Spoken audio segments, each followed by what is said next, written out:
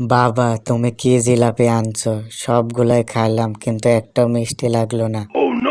আরে, আজকে আমি তো কোনো জিলাপি আনি নাই। কি বলো? তাহলে ওই পেঁচানো পেঁচানো জিনিসগুলো কি আছিল? আরে ছাগল, ওগুলো তো মশার কয়েল।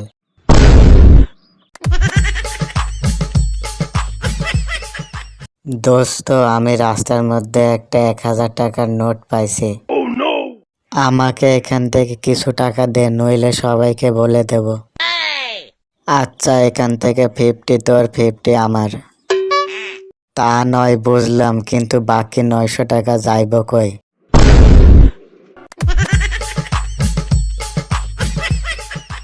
কি রে বল্টু, তোর মন খারাপ কেন?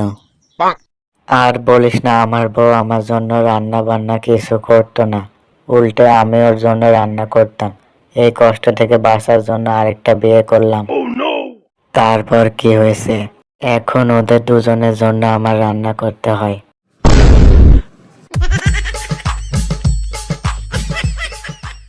জানোস দোস্ত, কালকে একটা মেয়ে আমাকে মিস কল দিছিল। তারপর তারপর আমি বুঝলাম যে এই দুনিয়াতে আমার চেয়ে বড় ফকিন্নি আছে। আচ্ছা বল্টু, বলতো আমাদের ডান হাতের দাম যদি 100 টাকা হয়, তাহলে আমাদের বাম হাতের দাম কত টাকা হবে? 50 টাকা। কেন? সেকেন্ড হ্যান্ড তাই। কি রে বল্টু, তোরে খুশি খুশি লাগতেছে, কি হয়েছে?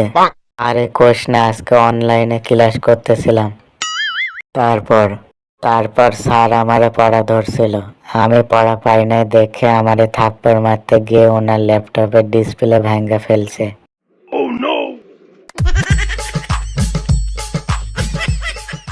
জানোস দোস্ত, প্রতিদিন আমার বাবার কাছে অনেক লোক মাপ চায়। কি বলস? তোর বাবা পুলিশ না বিচারক যে তোর বাবার কাছে মাপ চাই? আরে ও সব কিছু না, আমার বাবা ভিক্ষা করে।